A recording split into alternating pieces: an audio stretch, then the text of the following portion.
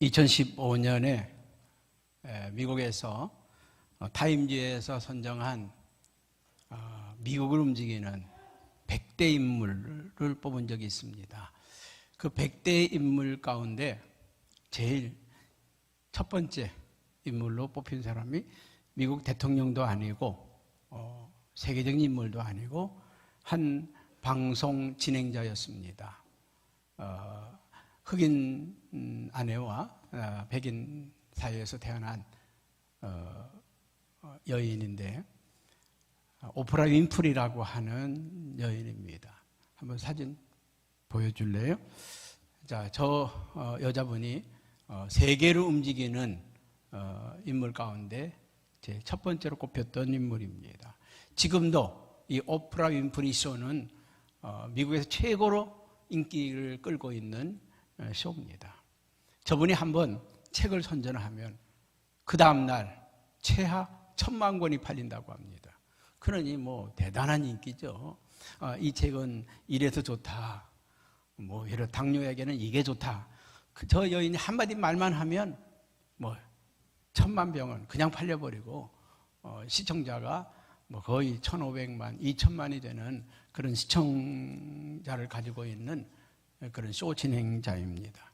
저분이 쓴 책 가운데 이것이 사명이라고 하는 책이 있는데 참 우리에게 감동이 되는 책입니다.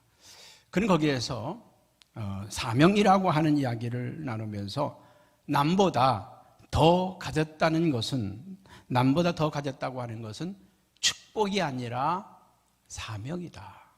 다른 사람들보다 더 많은 재물을 가졌다, 더 많은 지식을 가졌다, 더 많은 재주를 가졌다고 하는 것은 축복이 아니라 사명이다. 참 귀한 말이죠. 교회가 크고 부흥됐다. 우리 교회가 축복받은 교회가 아니라 우리 교회가 할 일이 많다는 거죠. 사명이라는 겁니다. 두 번째로는 남보다 더 아파하는 것이 있다고 하면 그것은 고통이 아니라 사명이다. 남보다 더 아픔을 겪은 사람, 더 고통을 겪고 있는 사람은 그것이 고통이 아니라 사명이다. 아파본 사람만이 아픈 사람의 심정을 알잖아요. 그 고통을 알잖아요. 그래서 다른 사람을 위로하고 어루만져주고 돌봐주라고 내게 주신 사명이다. 오늘도 아픔과 고통 속에 있는 사람들은 사명자인 걸 믿으시기 바랍니다. 다른 사람보다 내가 더 설레이는 것이 있다고 하면 그것은 망상이 아니라 사명이다. 사명이다. 그리고 남보다 또 부담되는 것이 있다고 하면 그것은 강요가 아니라 사명이다. 지난 주간에도 베트남 선교를 다녀오면서 선교사님을 만날 때마다 뭔지 모르는 부담감이 있고 그게 아픔이 있어요. 우리 베트남의 우리 선교사님 만나면서 열심히 달려왔는데 자기를 파송한 교회 목사님이 내년에 은퇴를 하신다는 소식을 들으니까 며칠 동안을 울었대요. 나는 그동안에 그냥 아버지 같은 분이라서 자기를 열심히 도와주었다 생각했는데 그분이 은퇴를 하신다고 하니까 이제 자기의 앞길이 캄캄하더라는 거죠.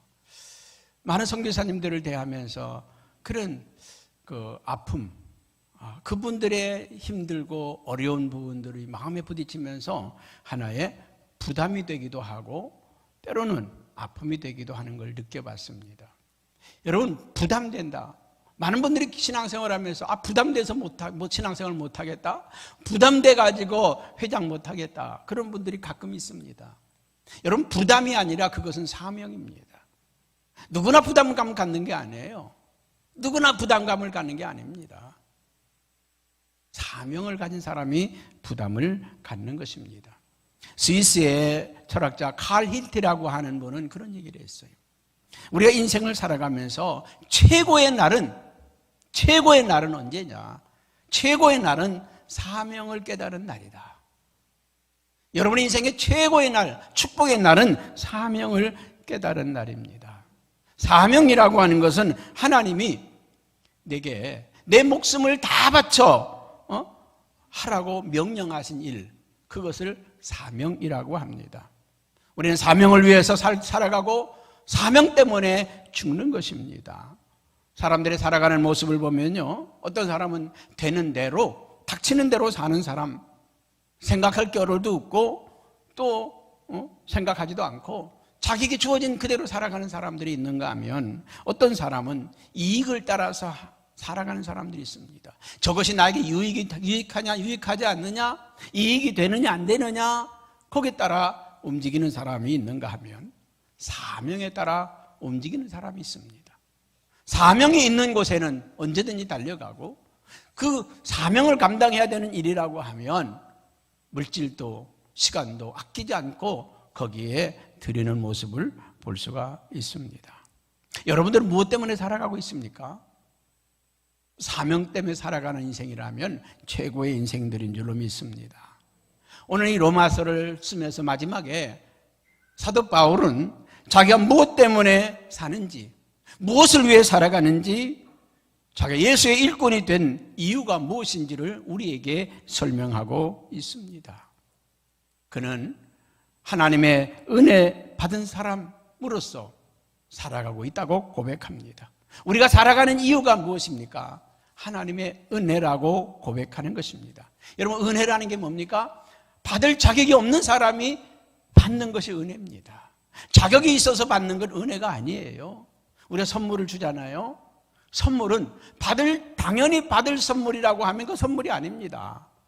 당연히 내가 받아야지 하면 선물이 아니에요. 갑자기 어느 날 내게 왔어요. 그 선물입니다. 어떤 목사님이 전화가 오셨는데, 원로 목사님이 전화가 오셨는데 깜짝 놀랐다는 거예요. 왜 깜짝 놀라셨어요? 목사님이 귤을 보내주셔가지고 깜짝 놀랐다. 아니 왜요? 그랬더니 자신은 잊고 있었는데 오늘 갑자기 목사님을 생각하게 해주셔서 고맙다는 거예요. 오늘 갑자기 생각지도 않았는데 왔다. 그건 선물입니다. 기다리는 거 있잖아요. 오늘 명절에는 내 큰아들이 뭘 보낼까, 둘째 아들이 뭘 보낼까, 그 기다렸다고 받는 건 선물이 아닙니다. 은혜의 선물은 생각지도 않았던 때에 받을 일도 없는데 내게 와진 것, 그것을 우리는 은혜의 선물이라고 말합니다. 에베소서 2장 8절에는 이렇게 성경을 우리에게 말씀을 합니다. 너희는 그 은혜에 의하여 믿음으로 말미암아 구원을 받았으니 이것은 너희에게서 난 것이 아니요 하나님의 선물이라. 우리가 구원받은 것을 하나님의 선물이라고 합니다. 우리는 구원받을 자격이나 요건이 되어 있는 것이 아니라 우리가 죄인 되었을 때에 하나님이 값없이 우리에게 허락하신 것이 구원의 선물이죠. 그래서 이 은혜라고 하는 말을 구원받는 데 쓰여진 말이 은혜의 선물이라고 합니다. 우리는 모두 다 구원받을 자격이 없는데 이 구원을 우리에게 주셨어요. 이것이 은혜의 선물인 걸 믿습니다. 오늘 사도 바울은 이 은혜라고 하는 말을 조금 다르게 표현을 했습니다. 오늘 15절 16절에 이 은혜라고 하는 말을 다르게 표현했는데 뭐라고 표현했냐면, 하나님께서 내게 주신 은혜로 말미암아 더욱 담대히 너희에게 이 글을 쓴다. 이 글을 쓰는 자신도 하나님의 은혜로 내가 바울 사도가 되어서 쓴다는 거죠. 그러나 내가 너희로 다시 생각나게 하려고 하나님께서 내게 주신 은혜로 말미암아 더욱 담대히 이 글을 쓰는데, 16절에 뭐라고 말합니까? 이 은혜는 곧 나로 이방인을 위하여 그리스도 예수의 일꾼이 되어, 하나님의 은혜로 말미암아 내가 그리스도의 일꾼이 되었다는 거예요. 여러분, 집사가 되고 권사가 되고 장로가 되는 거 하나님의 은혜로 주어진 선물이라는 겁니다. 나는 집사 자격 있어, 권사 자격 있어, 나는 장로 자격 있어. 그 순간부터 그 사람은 자격이 없는 사람입니다. 우리가 뭘 잘해서 자격이 있을까요? 제가 목사의 자격이 있을까요? 제 자신 돌아볼 때는 아직도 멀었고 아직도 가야 할 길이 먼데, 아직도 주님을 닮은 모습이 내게는 별로 없는데, 그런데 나를 목사로 세워주고 이 자리에 서게 하신 것, 이것이 난 하나님의 은혜라고 생각됩니다. 장로님으로 세워진 우리 8분 장로님들 하나님의 은혜로 세움받은 분들인 줄로 믿습니다. 이 교회에서 일꾼으로 부름받은 여러분 다 하나님의 은혜로 부름받은 분들입니다. 영국의 1800년대에 영국의 위대한 전도자 윌리엄 부스라고 하는 사람이 있습니다. 이번에 어느 날 기도하는 중에 정말 내가 구원받은 게 하나님의 은혜이고 내가 목사로 부름받은 게 하나님의 은혜라고 깨달아지고 나서 나가서 전도를 시작합니다. 복음을 전하는데 환자들을 찾아가서 그 환자들을 어루만져주고 치료해주고, 가난한 사람들을 찾아가서 그들에게 쌀을 나눠주고 빵을 나눠주고 또 그들을 섬기면서 복음을 전도했습니다. 때로는 깡패 소굴 속에 들어가서 얻어 터지고 맞으면서도 그들에게 복음을 전해서 새 삶을 살도록 끌어내 주었습니다. 그래서 이 윌리엄 부스라고 하는 사람이 유명해지기 시작했습니다. 이분으로 말미암아 영국 사회가 변화되기 시작하고 그 사회가 승화되기 시작했습니다. 1904년에 에드워드 7세 영국 국왕이 그를 불렀습니다. 초청했습니다. 정말 이 나라의 당신은 보배 같은 인물이라고, 당신 때문에 이 나라가 많이 치유되고 회복되고 달라지고 있다고. 그리고 그 윌리엄 부스가 쓴 책에다가 내가 평생 간직하고 이 책 읽고 살 테니까 사인을 하나 해달라고 사인을 부탁을 했습니다. 그때 윌리엄 부스는 뭐라고 사인했느냐면, 어떤 사람은 야망 때문에 예수를 선택했고 어떤 사람은 야망 때문에 명성을 선택했고 어떤 사람은 야망 때문에 황금을 선택했는데 나는 오직 영혼 구원하는 일이 내 인생의 사명입니다. 우리는 영혼 구원하는 것, 한 사람의 영혼을 구원하는 것, 그것이 내게 주어진 의무이고 내가 살아가는 이유라고 그렇게 고백을 하고 있는 것입니다. 많은 그리스도인들이 주님을 만나고 나서 그 인생이 완전히 뒤바뀌어진 사람들이 있습니다. 전혀 다른 삶을 살아가는 사람들이 있습니다. 그 은혜가 크면 클수록, 그 은혜가 크게 느껴지면 느껴질수록 복된 인생을 살아가는 분들이 많습니다. 오늘 사도 바울이 그렇습니다. 사도 바울은 로마의 시민권을 가진 사람이었고 그는 베냐민 지파 사람이었고 율법으로 완전한 자였고 흠이 없는 사람이었고 가말리아레라고 하는 그 최고의 스승을 만나서 최고의 학부를 나온 사람입니다. 지식으로도 최고요, 가문으로도 최고요, 그 당시에 남들이 부러워하는 로마 시민권을 가진 당당한 사람이었고 모든 것이 부러워할 것이 없는 사람이었습니다. 그런데 그가 예수 그리스도를 만나고 그 모든 것을 다 내버려두고 영혼을 구원하는 일, 영혼을 살리는 일이라고 하면 자기의 생명을 분토처럼 여겼다는 것이죠. 자기의 지식도 다 버리고 명예도 가문도 다 내려놓고 오직 영혼 구원하는 일, 그 일을 위해서 달려갔던 사람이었습니다. 우리가 그 은혜를 깨닫고 사느냐, 그 은혜를 모르고 사느냐가 저와 여러분의 인생에 엄청난 차이가 있습니다. 하나님의 은혜를 깨달은 사람은 정말 더 고귀하고 더 아름다운 삶을 찾아갑니다. 이전에 우리나라에 참 귀한 분이 한 분 계셨습니다. 최춘선이라고 하는 할아버지입니다. 이 최춘선은 우리가 사는 이 동네 가까운 곳에 살았던 분입니다. 저분이 최춘선 할아버지입니다. 많은 사람들은 거지 할아버지인 줄 알았습니다. 신발도 안 신고 맨발에, 그 영하 예전에 20도 이렇게 내려갈 때 지하철에서 맨발로 걸어 다니면서 복음을 전했던 사람, 이 할아버지입니다. 어떤 PD가 저 할아버지가 궁금해서 뒤쫓아가서 취재를 해봤습니다. 취재를 해봤더니 번듯한 집으로 들어가시는 거예요. 자기 집이 있어. 거지인 줄 알았더니 거지가 아니야. 그래서 그 할아버지 궁금해서 더 자세히 파헤쳤습니다. 그랬더니 일제시대 때 동경 제국대학을 졸업한 분이었습니다. 일본의 최고의 대학이죠. 동경제대를 졸업한 할아버지였습니다. 집은 가난한가? 봤더니 김포공항에서 부천까지 모든 땅이 저 할아버지의 땅이었습니다. 일본에서 가가와라고 하는 목사님을 만나고 나서 예수 그리스도를 알게 되었습니다. 예수님께서 나를 위해서 자신의 생명을 버렸고 자신을 위해서 모든 걸 주셨다고 하는 사실을 깨닫고 저 할아버지가 맨날 며칠을 울다가 예수를 믿게 되었는데 한국에 돌아와서 자기의 전 재산을 가난한 사람들에게 다 나눠줬답니다. 그래서 생긴 게 김포공항 뒤에 있는 5개 부락이 저 할아버지의 땅을 부여받고 세워진 동네라고 합니다. 자신의 전 재산을 다 내놓고 예수님 올 때까지 복음을 전하다가 세상을 떠나셨습니다. 우리가 볼 때는 거지 할아버지 같았지만은 예수님을 만난 것이 보배를 만난 것.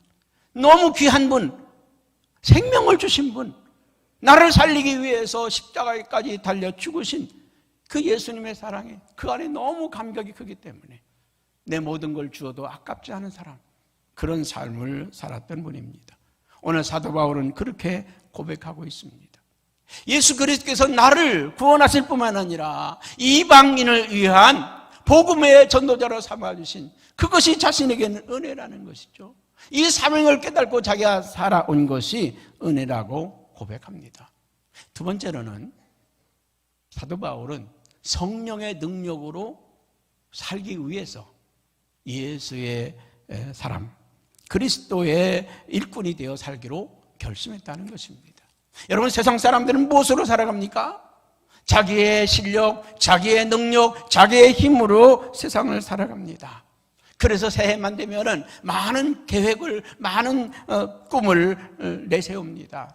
그러나 여러분, 예수 그리스도가 없는 꿈, 예수 그리스도가 없는 비전, 예수 그리스도가 없는 계획은 아무것도 아니라는 것. 그래서 전도서는 헛되고 헛되며 헛된 것, 헛되도다. 우리가 이 세상에서 모든 꿈꾸는 것들이, 바라는 것들이 헛되다는 거예요. 예수 그리스도 없는, 예수 그리스도 밖에서 세우는 계획, 꿈, 비전은 헛되다는 거예요. 여러분, 내일을 얘기하고 모레를 얘기하지만 오늘이라도 주님 부르시면 다 놓고 가야 되는 게 우리의 인생입니다.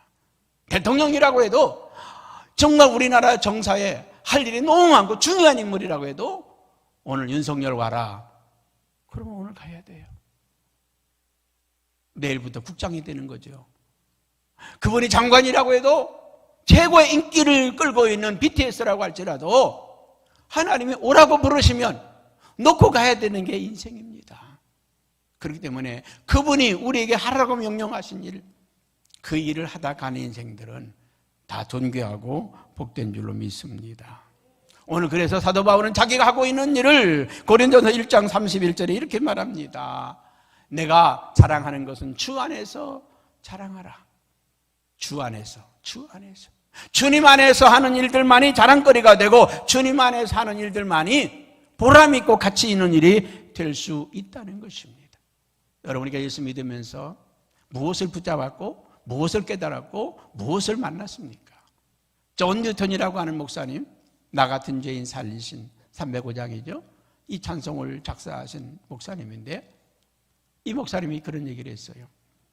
예수 믿는 사람들에게 놀라운 경험이 있다고 하면 3가지가 있다. 놀라운 경험이 있다면 3가지가 있다. 그 첫째는 예수님을 만나는 순간 내가 죄인이라고 하는 사실을 경험하는 것이다.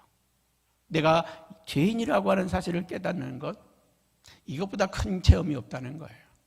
여러분, 예수님 믿고 나서 내가 죄인이라고 하는 것을 한 번이라도 느껴봤습니까?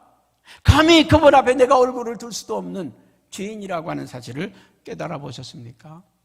저는 고등학교 2학년 때 성령 체험을 했는데 그때는 제가 무슨 죄를 졌는지도 모르면서도 가슴을 치며 통곡하며 울었던 적이 있어요.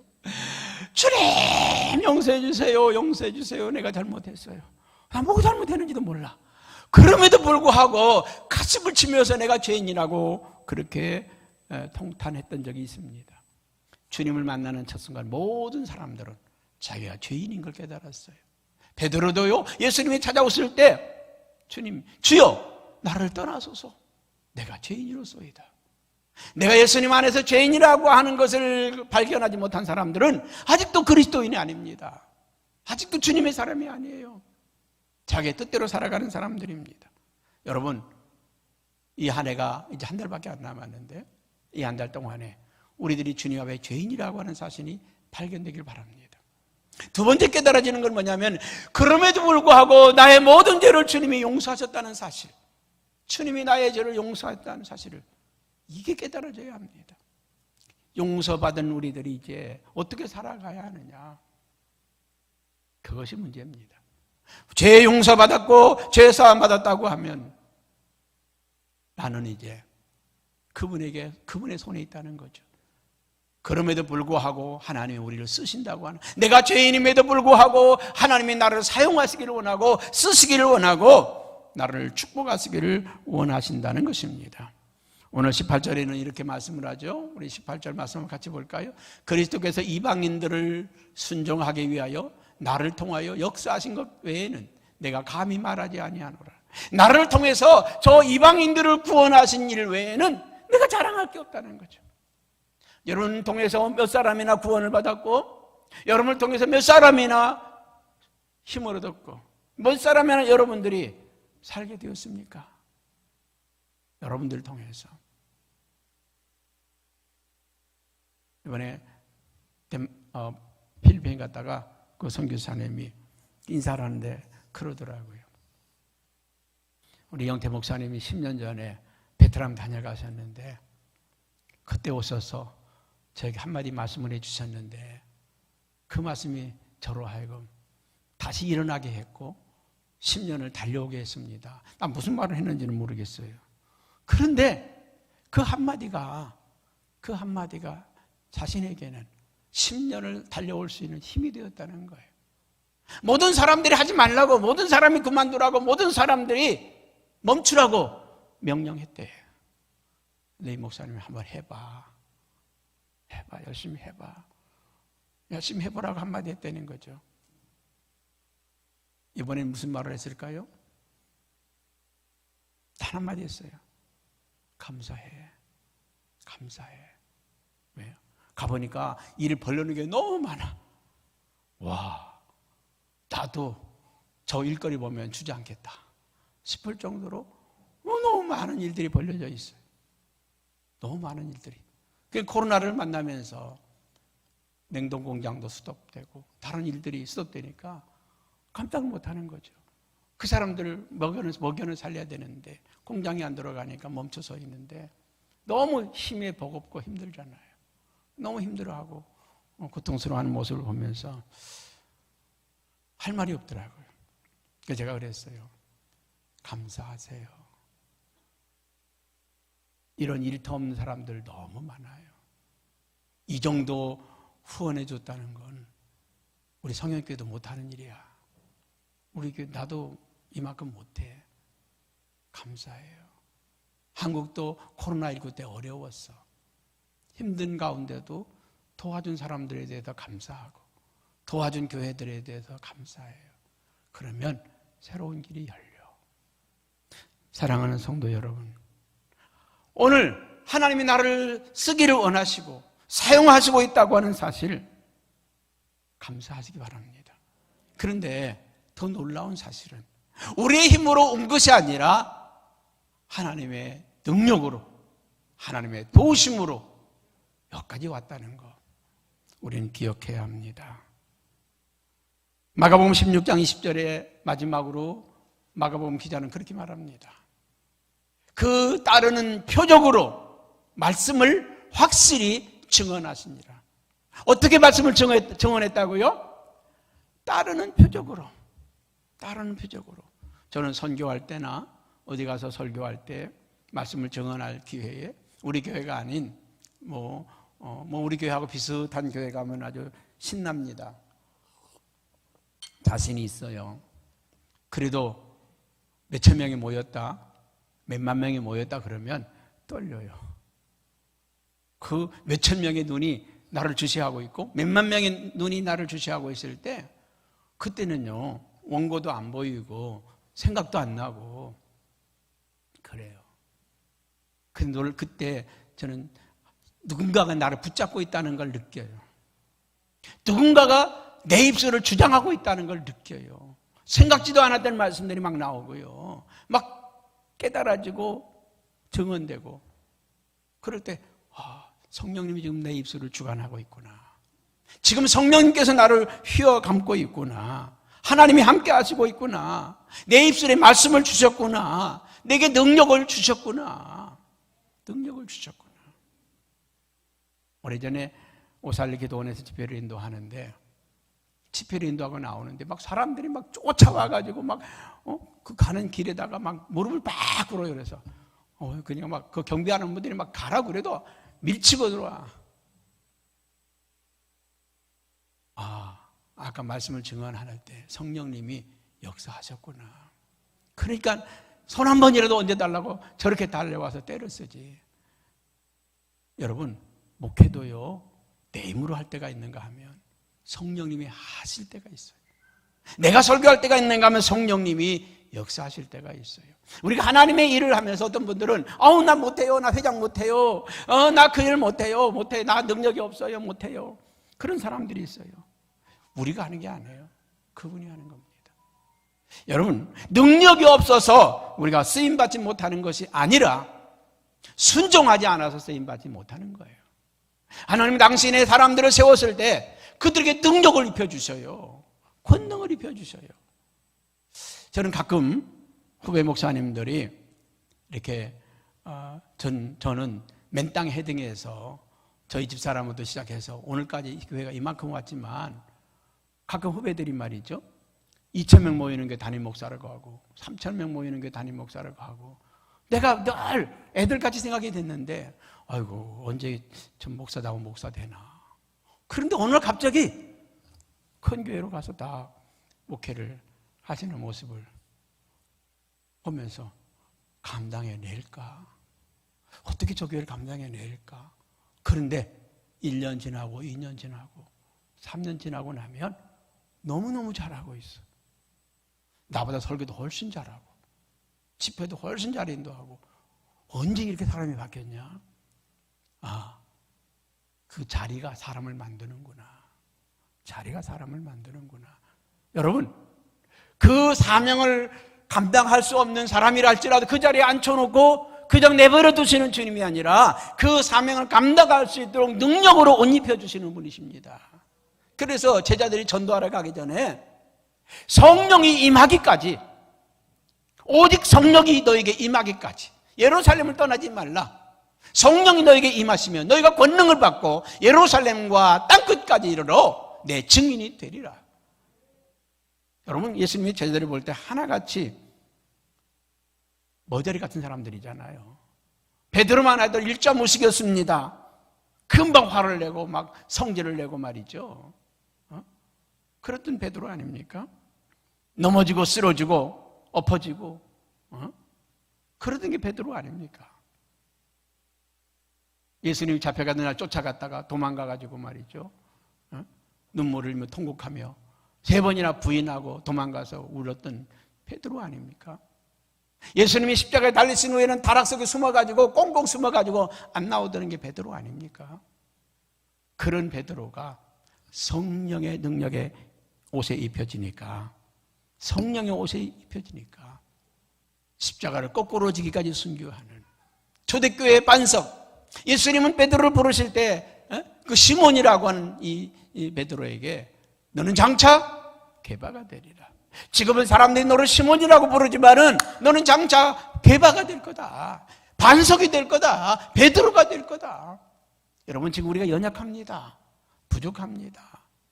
쓰임받게도 하나님 말 속에도 부족한 사람들이지만은 주님은 지금 우리의 모습을 보는 것이 아니라 네가 장차 은혜를 받으면, 성령을 받으면, 성령이 너와 함께하면 큰 일을 할 수 있다.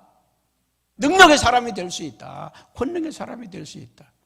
여러분, 하나님은 일하는 사람에게 능력을 주십니다. 능력 있는 그리스도인의 삶을 살고 싶습니까? 일하십시오.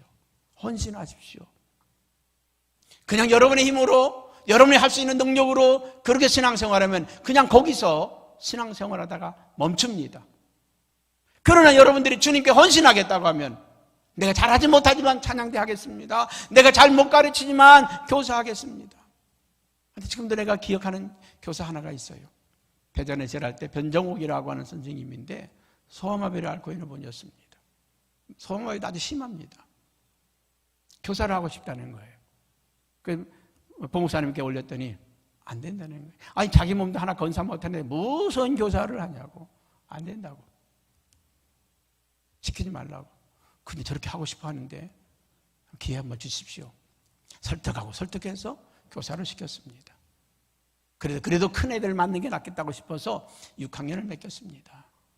6학년을 맡겼습니다. 한 5명 정도 이렇게 맡겨줬습니다. 그래서 1년 동안에요. 얼마나 이 교회학교를 부흥시켜 놨는지 64명이 뛰었습니다. 중등부 가면서 이 선생님이 키우는 애들만 4클래스로 나눠지는. 그래서 그 선생님을 따라서 제가 중등부 교사, 중등부 사역자로 간 적이 있었습니다. 여러분, 내가 신체적으로 연약하다고, 지식이 좀 짧다고, 능력이 부족하다고 못하는 게 아닙니다. 우리가 하나님의 일을 하겠다고 나서면 하나님이 능력의 옷을 입혀서 하게 하시는 것입니다. 오늘 사도 바울은 말합니다. 내가 세상의 지식으로, 세상의 힘으로, 세상의 능력으로 주에 이르는 것이 아니라 오직 성령의 능력으로. 그래서 빌립보서 4장 13절에는 내게 능력 주시는 자 안에서 내가 모든 것을 할 수 있다. 주님의 능력으로 한다는 거예요. 여러분, 예수의 일꾼이 되는 건 내 힘으로 하는 게 아닙니다. 주님의 능력을 힘입는 것입니다. 마지막으로는 사도 바울이 29절에 그렇게 고백을 합니다. 한번 같이 읽어볼까요? 내가 너에게 나아갈 때에 그리스도의 충만한 복을 가지고 갈 줄을 아노라. 예수의 일꾼들은 무엇을 들고 가는 사람입니까? 복을 들고 가는 사람들이에요. 복을 들고 가는 사람, 복을 나눠주러 가는 사람들입니다. 많은 분들은 기독교가 무슨 기복주의 신앙이냐? 기복주의 종교는 아닙니다. 기독교가 복을 구하는 종교가 아닙니다. 그럼 뭐냐? 복음 자체가 복입니다. 기복이라고 하는 건 복이 없는데 복을 달라고 비는 거예요. 나무 밑에 가서 복 달라 빌고, 바위 밑에 가서 복 달라 빌고, 강가에 가서 복 달라 비는 거, 그게 기복주의입니다. 그러나 기독교는 기복 종교가 아니라 복을 주는 종교입니다. 아브라함을 부를 때 너는 복의 근원이 될지어다. 복이 될지라 그래요. 성경은 읽으면 읽을수록 그 속에 복덩어리를 캐낸 겁니다. 어떤 분은 성경에 32,500가지의 복덩어리가 있다고 그랬어요. 축복이 여기 담겨 있다는 거예요. 죽고 사는 게 여기 담겨 있다는 거예요. 우리가 왜 성경을 읽어야 하고 샤우팅을 해야 할까요? 이 안에 무궁무진한 지하자원이 있어요. 복이 있어요. 사업 열심히 한다고 다 되지 않습니다. 10명이 사업하면 한 사람 잘 되고 9사람 무너지잖아요. 그게 쉽지 않아요. 세상에 지식을 얻는데도요, 다 얻는 게 아니잖아요. 다 서울대 가는 게 아니잖아요. 1000명이 공부를 하면 999명이 떨어지고 1명 들어가는 거잖아요. 고등학교 한 고등학교에서 1명 들어가면요, 프랑카드 붙이고 난리치잖아요. 여러분, 이 성경 안에는 그거에 비교할 수 없는 어마어마한 축복의 본물이 담겨 있습니다. 성경 전체가 축복이에요. 그래서 하나님이 천지 만물을 창조하시고 아담과 하와를 창조하시고 나서 아담과 하와에게 하나님 뭐라고 말씀하십니까? 창세기 1장 28절에 이런 말씀하죠. 하나님이 그들에게 복을 주시며 이르시되, 그들에게 이르시되 생육하고 번성하여 땅에 충만하라, 땅을 정복하라, 바다의 물고기와 하늘의 새와 땅에 움직이는 모든 생물들을 다스리라. 하나님이 아담과 하와에게 복을 주셨다는 거예요. 오늘 저와 여러분들을 부르시고 우리에게 복을 주셨다는 거예요. 복을 주셨다는 겁니다. 사람이 실수하고 범죄하고 타락해서요, 하나님이 저 인간을 그냥 내버려 두면 안 되겠다고 노아의 홍수로 심판을 합니다. 그럼 하나님이 진노가 임해야 되는데 살아남은 노아의 가족들에게 또 복을 주시잖아요. 창세기 9장 1절에 보면 하나님이 노아와 그 아들에게 복을 주시며 이르시되 생육하고 번성하여 땅에 충만하라. 오늘도 하나님은 당신 앞에 나온 모든 사람들에게 복을 주세요. 우상장사하던 저 아브라함을 부르실 때도 하나님의 아브라함에게 창세기 12장 2절에 보니까 그렇게 축복하잖아요. 내가 너로 큰 민족을 이루고 내게 복을 주어 너의 이름을 창대하게 하고 네가 복이 되게 할 것이다.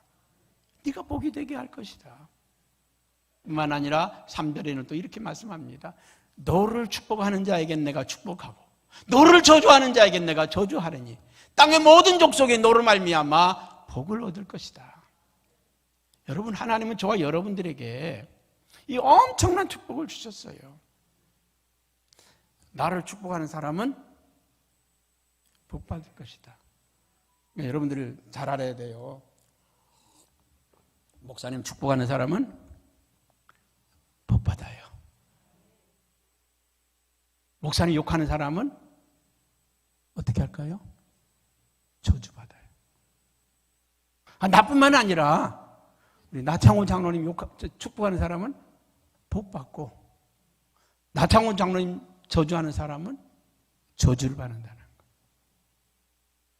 장로님뿐만 아니라 여러분 다 그리스도 안에 있는 우리 믿음의 사람들을 축복하는 사람들은 복 받고 저주하는 사람들은 저주한단 말이죠. 하나님이 저주한단 말입니다. 너로 인하여 모든 족속이 복을 받을 것이다. 우리를 복의 근원으로 삼으시겠다는 것입니다. 이 엄청난 축복이잖아요. 여러분들이 가는 곳마다 복된 역사가 나타난다. 나를 욕하는 사람은 저주받고 나를 축복하는 사람은 복받는다. 우리 그런 사람이라는 거예요. 우리가 복덩어리라는 거예요. 할렐루야. 저와 여러분들이 이런 복덩어리 인생인 걸 기억하세요. 우리는 그냥 시시한 사람이 아니에요. 누가 나를 욕하라면 욕하라 그러세요. 너 나 욕하다가 큰일 나. 나를 축복하는 사람들을 축복하세요. 너는 복받게 되어 있어. 나를 축복하니까. 저와 여러분들은 그냥 보통 사람이 아닙니다. 우리가 가는 곳마다 축복의 역사가 떨어져요. 가는 곳마다 하나님의 놀라운 역사가 일어나요. 기적의 역사가 일어나요. 우리 그걸 믿으시길 바랍니다. 그래서 오늘 사도 바울은 이 축복을, 내가 이 복을 전하기 위해서 19절에 보니까 어디까지 갔다고 말합니까? 표적과 기사의 능력으로, 성령의 능력으로 이루어졌습니다. 그래야 내가 예루살렘으로부터 두루두루 행하여 일루리온까지 갔다. 일루리곤까지 갔다. 여기 일루리곤은 저 이탈리아에서부터 독일까지 그쪽 지역을 말합니다. 동유럽 쪽이죠. 그 먼 길까지 내가 다녀왔다. 뭐하러? 이 복을 나눠주러 갔다. 이 복을 주러 갔다는 것이에요. 이번에 우리 선교사 대회 임원들 대회를 하면서 어떤 분들은 인도에서 추방된 분도 있었고 중국에서 추방된 분도 있었고 베트남도 걱정을 하더라고요. 언제 추방당할지 모르고 언제 쫓겨날지 모른다고, 공산주의가 그렇다고. 그래서 제가 그래서 걱정하지 마세요. 이제 베트남은 봄이 오고 있습니다. 베트남이 복음의 문이 활짝 열리는 게 안 보이십니까? 내년은 보이는데. 내년은 보이는데. 여러분, 이 복음이 들어가는 나라는요, 열려질 수밖에 없어요. 그 나라가 복을 받을 수밖에 없어요. 여러분, 우리 이 땅에 복음이 들어올 때 우리나라가 어땠습니까? 잘 살았나요? 제가 사진 몇 장 한번 보여드릴게요. 이 나라에 복음이 처음 들어올 때 우리나라의 모습이 어땠는지 한번 사진 보여봐요. 저게 100년 전에 우리 모습입니다. 저 가만히 쓰고 보세요. 저렇게 살던 게 우리 아닙니까? 또 하나 또 있지. 저게 우리들의 100년 전의 모습입니다. 이게 우리들의 모습이에요. 그 서양 선교사들이 들어올 때 말이죠, 카메라 들고 왔어요. 우리가 저럴 때 서양 선교사들이 찍어준 거 아닙니까? 카메라 들고 왔어요. 양병이 쓰고 있었어요. 우리는 집 가지고 이거 하고 이걸 이렇게 닦고 있을 때 저 사람들은요, 선교사들은요, 양병기 쓰고 있었어요. 그 사람들이 와서 우리 모습을 봤을 때 어떻겠어요? 우리가 이런 나라였습니다. 세계에서 가장 못 사는 나라였어요. 굶주린 나라. 노름하다가 노름비 때문에 자식을 넘겨주고 아내를 팔아먹던 나라가 우리나라 아닙니까? 그런 이 미개한 나라에 이 복음이 들어와서 오늘 세계 10대 강국 안에 드는 축복받은 나라로 만들었지 않습니까? 그래서 오늘 사도 바울은 그런 말을 합니다. 28절에 보면은 어디까지 가겠다고요? 내가 이 일을 마치고 이 열매를 그들에게 확증한 후에 너희에게 들렸다가 어디까지 가겠다고요? 서바나까지 가리라. 이 서바나는 그 당시에 땅끝입니다. 땅끝. 예루살렘에서 갈 수 있는 땅끝이 서바나였습니다. 그 넘어가면 대서양 바다입니다. 끝인 줄 알았어요. 그 다음은 더 못 가는 곳인 줄 알았어요. 나는 이 복음 때문에 이 복음을 들고 땅 끝까지 가서는 전하야 될 사람. 이 복음이 가는 곳마다 그 나라가 살고 민족이 살아나는데 내가 안 갈 수 있겠냐고. 여러분 2023년에 우리 하나님 나라의 귀한 일꾼들로 자원하시기 바랍니다. 어느 부서에든지 어디든지 복음의 일꾼들이 가는 곳은 살아납니다. 복음의 일꾼이 가는 곳에, 예수의 일꾼이 가는 곳에 우리 찬양대가 살아나고 교회학교가 살아나고 여성계가 살아나고 남성계가 살아나고. 내 힘으로 하려고 하는 사람이 들어가면요 찬양대가 무너지고 교회학교가 무너지고 남성계 무너지고 여성계 무너지고 다 무너져. 왜? 자기 기분대로 하니까, 자기 감정대로 하니까. 주님이 주신 힘으로, 주님이 주신 능력으로, 성령의 능력으로 하는 사람들은 세워갑니다. 성가대를, 찬양대를 세워가고 교회학교를 세워가고 여성계를 세워가고 남성계를 세워가고. 우리는 여러분들이 일하는 일터가 아니라 예수의 이름으로, 예수의 능력으로 일하는 그런 교회 일꾼들 되시기를 축복합니다. 기도하겠습니다.